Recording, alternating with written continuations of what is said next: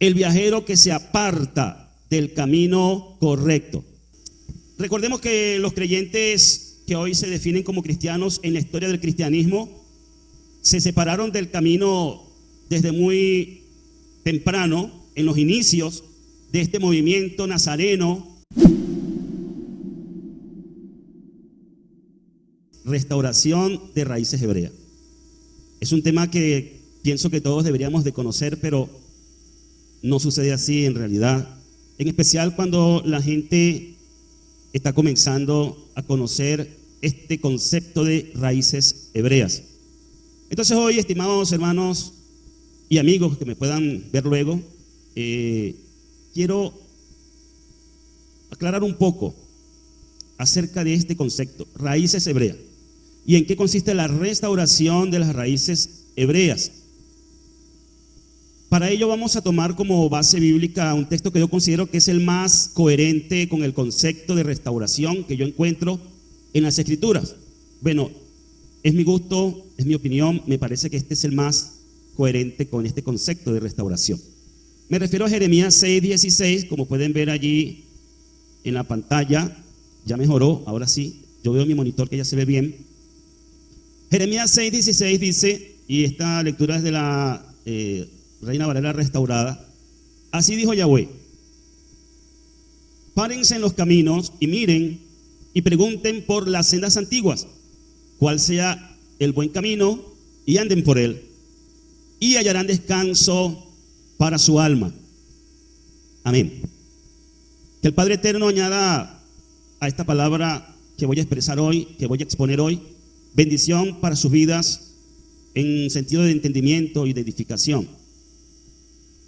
Este tema, como dije, se presta más para las personas que estén comenzando, pero también para los que ya llevamos algún tiempo en esta senda, recordar de qué se trata, por qué estamos aquí, qué nos reúne, qué es lo que nos reúne aquí hoy. Y digo aquí también en el sentido del tiempo y espacio que llevamos ya juntos como familia, como comunidad. ¿Por qué estamos en las raíces hebreas de la fe o en la senda antigua? Vamos como introducción a analizar por qué las sendas antiguas. ¿Por qué Jeremías 6:16 nos habla de las sendas antiguas? ¿Cuál es el contexto en el que este versículo está implícito en ese capítulo de las Escrituras, del libro del profeta Jeremías, Yirmiyahu? Pues el pueblo de Judá, porque esta es una palabra básicamente para el pueblo de Judá, estaba en rebelión, estaban en desobediencia, estaban en desorden. Aún no había acontecido la invasión y la diáspora, la cautividad que ejecutarían los babilonios contra esta tierra, contra este pueblo, contra el reino del sur. Entonces el profeta Jeremías habla a esta sección de Israel del sur, profetiza en su libro todas estas cosas, y el contexto es que el pueblo estaba en rebelión, que también se puede entender dentro del mismo contexto como apostasía. Del concepto de apostasía podemos hablar un poco más adelante, pero había entonces una condición espiritual negativa del pueblo en ese momento, no solamente del pueblo común, del que llaman los religiosos laicos, sino del pueblo que estaba al frente, el profeta y el sacerdote por igual. Vemos en Jeremías 16:13 que dice: porque desde el menor hasta el mayor son todos ambiciosos de ganancias, el profeta y el sacerdote por igual, todos actúan con falsedad. La condición era entonces nefasta, tanto del pueblo común como de los líderes religiosos del pueblo. Estos líderes decían al pueblo lo siguiente: todo está bien, todo está bien. Jeremías 16:14 dice: ofrecen curación fácil para las heridas de mi pueblo. Se parece un poquito a ese eslogan de pare de sufrir. Ofrecen curación fácil para las heridas de mi pueblo, diciendo: todo está bien, todo está bien. En el trasfondo hebreo dice shalom, shalom, hay paz, hay paz, cuando nada está bien. son falsos, están diciendo mentira, es falsedad, están engañando al pueblo, los profetas y los sacerdotes. Ese es el contexto. El capítulo 6, 15 dice que Yahweh estaba preparado para el castigo. Dice, han actuado vergonzosamente, han hecho cosas aborrecibles. Sin embargo, no sienten vergüenza ni se puede hacer que se sonrojen. Ciertamente caerán entre los que caigan en el tiempo en que yo los castigue. Tropezarán, ha dicho Yahweh. Con relación al texto, dice la escritura, el texto base me refiero, dice un comentario bíblico más bien, de unos comentaristas que están sus nombres ahí en pantalla,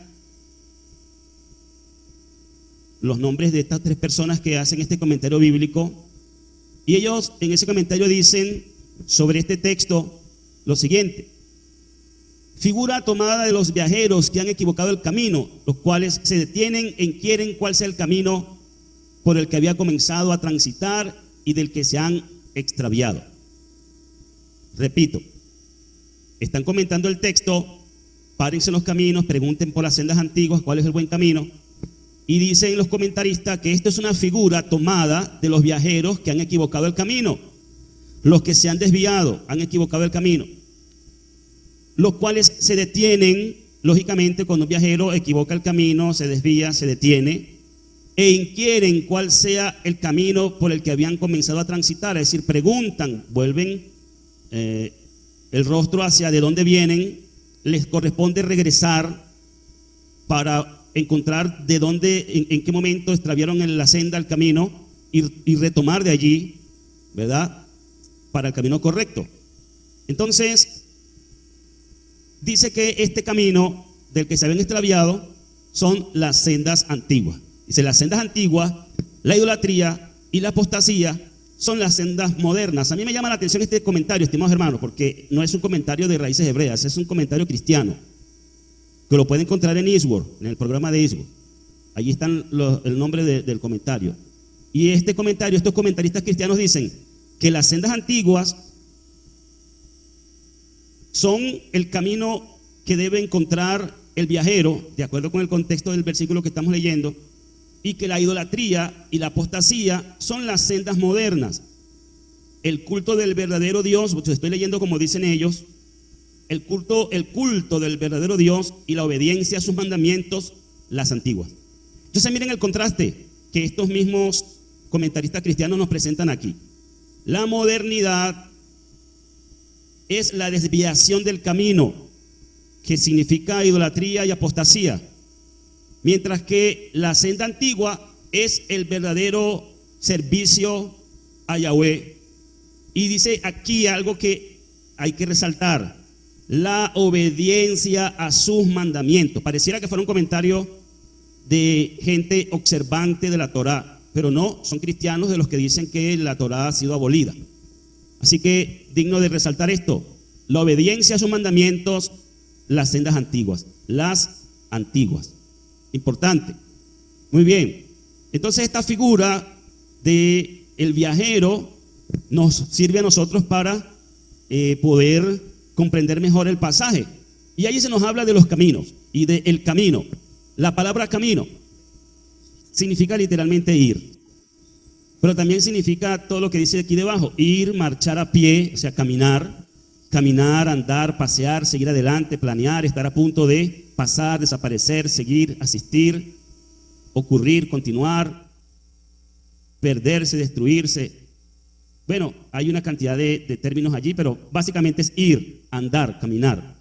Entonces está relacionado con esto: camino, los caminos, el camino. Y de este verbo hebreo, estimados hermanos, es de donde sale la palabra halá y halajá, que es usada en el judaísmo para referirse específicamente a la forma de comportarse. Entonces, de la lejet es que viene la halajá, que en el judaísmo es conocido también como camino o forma de comportarse, forma de caminar, que se traduce como comportamiento, observancia de las tradiciones y normas rabínicas talmúdicas específicamente, ¿no? Más que de la misma Torá. La halajá es como los rabinos establecen que deben observarse las misbot o mandamientos. Entonces encontramos que esto del camino se nos presenta en el orden de ideas como una figura de lo que es la fe, y nos habla de una desviación del camino. Entonces aquí es donde, dentro del contexto del capítulo, nos habla de la apostasía o rebelión.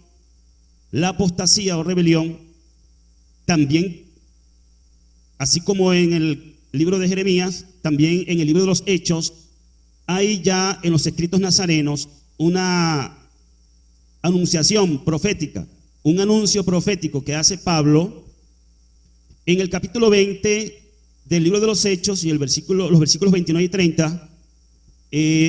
Allí Pablo le dice a los ancianos de la comunidad de Éfeso lo siguiente: porque yo sé que después de mi partida entrarán en medio de ustedes lobos feroces que no le perdonarán la vida al rebaño.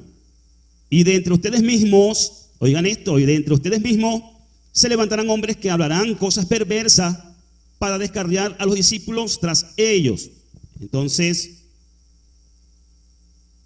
en este pasaje de las Escrituras, Pablo se está despidiendo de esta comunidad diciéndoles que no le volverían a ver más, y que él había sido consecuente en transmitirles todo el consejo divino, que se sentía en paz por si alguno de ellos se perdía.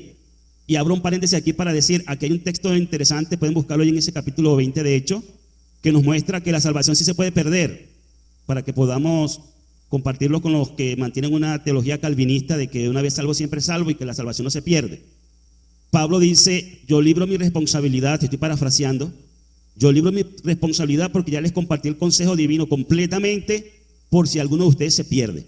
¿Por qué hablaba de eso? Porque yo sé que después de mi partida entrarán en medio de ustedes lobos feroces que no le perdonarán la vida al rebaño. Y de entre ustedes mismos se levantarán hombres que hablarán cosas perversas para descarriar a los discípulos tras ellos. De manera que si un discípulo se descarría, entonces se puede perder. Y eso queda claro en el contexto de las palabras de Pablo en ese capítulo 20 del libro de los Hechos, que es uno de los capítulos que a mí me parece muy interesante. Aquí Pablo muestra entonces que habría una especie de rebelión después de su partida, de un desvío, una apostasía después de su partida de entre ellos mismos, y comenzarían a enseñar cosas distintas a lo que él les había enseñado. Y en la segunda carta a los tesalonicenses, capítulo 2 y versículo 3, Pablo vuelve a decir: nadie los engañe de ninguna manera, porque esto no sucederá sin que venga primero la apostasía y se manifieste el hombre sin ley, el hijo de perdición. En las versiones comunes dicen el inicuo. Inicuo, iniquidad, viene de un vocablo que significa es sin Torah, sin ley. Entonces, Pablo, hablando aquí ahora con relación al tema de el regreso del Mesías, dice que no sucederá sin que venga primero la apostasía. Entonces estamos conectando, oigan, fíjense, estamos haciendo una conexión entre un tiempo pasado en el libro de Jeremías, que habla de una apostasía, y un tiempo presente para los días de Pablo, que está hablando de nuevo de esto. Vendrá primero la apostasía. Y aquí no está hablando de cualquier apostasía, sino de la apostasía. No dice cuando venga primero una apostasía, sino la apostasía. O sea, hay un concepto aquí de algún evento por venir importante, mayúsculo, la apostasía. Esta apostasía, la apostasía de la que habla Pablo aquí, es la que se debe de manifestar, y de hecho se comenzó a manifestar desde el primer siglo luego de la partida de Pablo, y se manifieste el hombre sin ley, el hijo de perdición. Así que hay una brecha de tiempo entre Jeremías y Pablo, y una brecha de tiempo entre Pablo y nosotros, que hace aún más grande y marcada la evidente apostasía, rebelión y apartamiento de la fe de los hombres de hoy en día. En el Código Real traducen Mateo 24:12 de la manera siguiente: y por haberse multiplicado la desobediencia a la Torá, el amor de la mayoría se enfriará. Esta desobediencia a la Torá es lo que se puede traducir como sinónimo de apostasía. De hecho, el texto del hebreo de Dutilet, allí dice por haberse multiplicado la apostasía. Entonces, esta apostasía y esta desobediencia a la Torá ya era un evento que se había manifestado en el pasado, por ejemplo en los días de Jeremías, y que Yahoshua anunció, y también lo anunció Pablo y lo anunciaron sus mensajeros. Esta apostasía entonces se entiende como, la palabra apostasía se deriva del griego, significa el abandono y rechazo de la fe, es apartarse de la verdad. Cuando hablamos de apostasía en el contexto de las Sagradas Escrituras, hablamos de sistemas o personas que se han apartado de la verdad. Y es importante entonces, cuando se está extraviado del camino, incluyendo dentro del contexto religioso que se ha apartado del camino de la senda antigua, del camino correcto, del camino original.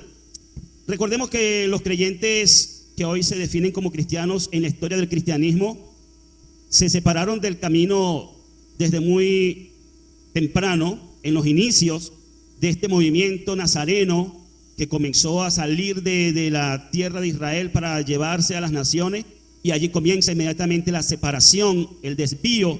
El viajero de origen gentil se apartó, se desvió, perdió la senda. Entonces, fíjense, apartado. Volvemos al contexto original del texto base de hoy: el viajero que se aparta del camino correcto. Entonces, párense en los caminos es un llamado al que se ha apartado del camino correcto. Párense en los caminos es un llamado a un pueblo en apostasía. Párense en los caminos es un llamado a un pueblo en rebelión, a un pueblo que se apartó de la verdad, de la fe original y del buen camino. El buen camino ha sido restaurado a través de Yahoshua, el Mesías. Entonces mire la función importante que tiene Yahoshua en todo esto, además de ser el Redentor, además de ser el proyecto por medio del cual el Padre va a redimir a la humanidad, al judío primeramente y también a las naciones. Entonces Yahoshua tiene un trabajo de restauración del buen camino. Entonces podríamos decir en lenguaje simbólico que Yahoshua es como una señalización, como una señal en el camino. Usted sabe, ¿no?, de esas señales que se ponen en el camino para darnos cuenta que nos desviamos, y entonces apunta con una flecha hacia donde debemos ir. Y esta flecha de Yahoshua apunta hacia atrás. Es imperativamente obligatorio y necesario desandar, regresar, volver al punto de partida, y es allí donde entramos en el concepto de lo que es restauración. Volver al punto de partida donde se perdió la senda, el camino correcto, para entonces retomar la senda original. Entonces, ya para irnos acercando al meollo de este asunto y al cierre de este tema de hoy, las raíces hebreas, estimados hermanos, son exactamente el camino de Abraham Avinu, nuestro padre Abraham, padre en la fe, no padre de manera consanguínea, sino padre de manera espiritual en la fe. El camino de Abraham y del Mesías son raíces hebreas, son las verdaderas raíces hebreas. Juan 8:39 dice: ellos le respondieron, nuestro padre es Abraham. Y a Josué les dijo: pues si son hijos de Abraham, hagan las obras de Abraham. En esto consiste la senda antigua. En esto consiste la fe una vez dada a los santos. En el modelo que en las Escrituras nos ha establecido la revelación divina de la relación de adoración y de amistad que tenía Abraham Avinu con Yahweh. Las obras de Abraham son de alguna manera las obras de observancia y de obediencia a los designios y preceptos del Padre Celestial que debemos restaurar en nuestro camino, en nuestra forma de andar. Entonces, en el versículo dice, y anden por él, me refiero al versículo base de hoy, y anden por él. Ya después de pararse en el camino, ya después de buscar, decía que el caminante muchas veces se esfuerza y se cansa en la búsqueda. Quizás usted como a mí, a usted como a mí le sucedió que tuvo que caminar mucho, estando ya al percatarse, lo primero cuando dice párense en los caminos es percátense de que están extraviados del camino original. A todos nosotros nos tuvo que haber sucedido así. Hubo un momento en que nos dimos cuenta que el camino en el que estábamos andando no era el camino correcto, nos desviamos, nos equivocamos, estamos perdidos. Entonces, párense en los caminos. ¿Y qué es lo que debemos hacer? Preguntar. ¿Por qué debemos preguntar? Por las sendas antiguas. Aquí está el detalle, la importancia de las sendas antiguas, no de las sendas modernas. Si sigues hacia adelante te vas a perder más. Si estás perdido, si extraviaste el camino y sigues andando por ese camino, más y más te vas a alejar del camino correcto. Pero si vuelves atrás al punto de partida, entonces podrás hallar a dónde fue la desviación. Y allí, luego de haber hallado el camino, luego de haber identificado dónde fue que nos extraviamos, anden por él. Y anden por él es lo que se entiende como restauración. Andar por el camino correcto luego de haberse extraviado es la restauración. Entonces, la palabra restauración viene de un término griego que se conoce como apocatástasis y que, según diccionario de español, tiene como significado básicamente reparación o restablecimiento. Y reparar o restablecer es la acción de volver a poner una cosa en el estado que tenía antes. En eso consiste, en síntesis, el concepto de la restauración. En eso consiste, en síntesis, el concepto de la restauración de la fe hebrea.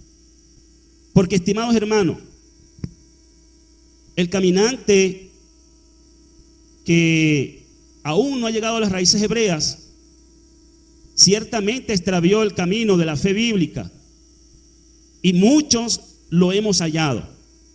Gracias al Padre por el Mashiach Yahoshua, muchos lo hemos hallado. Pero ahora encuentro también alarmantemente que dentro de los que entramos en el camino de la senda antigua, también podemos extraviar el camino dentro del buen camino. Espero no estarlos confundiendo con lo que estoy diciendo. Pero ¿a qué me refiero? ¿Qué cosa es lo que hay que restaurar? ¿Cuál es la senda antigua? ¿De qué se trata este asunto? Bueno, vamos a enumerar algunas cosas importantes. Presten mucha atención aquí, estimados hermanos. Número 1, regla sine qua non, regla sin la cual no. Eso es lo que significa sine qua non, sin la cual no. Sine qua non, la deidad o monoteísmo. El monoteísmo en el concepto de la deidad, pues, como está en Devarim 6:4 o Deuteronomio 6:4. Escucha, Israel, Yahweh es nuestro Elohim, Yahweh solamente. También se traduce Yahweh uno es.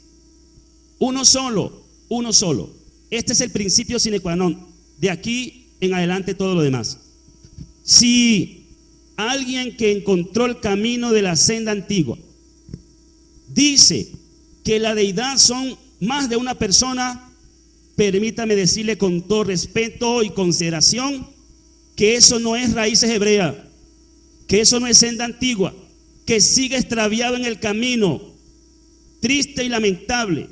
Puede estar haciendo muchas otras cosas, pero si sigue diciendo que Yahweh es una trinidad, si sigue diciendo que Yeshua o Yahoshua es Yahweh o cosas semejantes a esta, usted sigue en el cristianismo, en el camino en el cual se extravió. No ha salido, no ha encontrado la senda antigua todavía.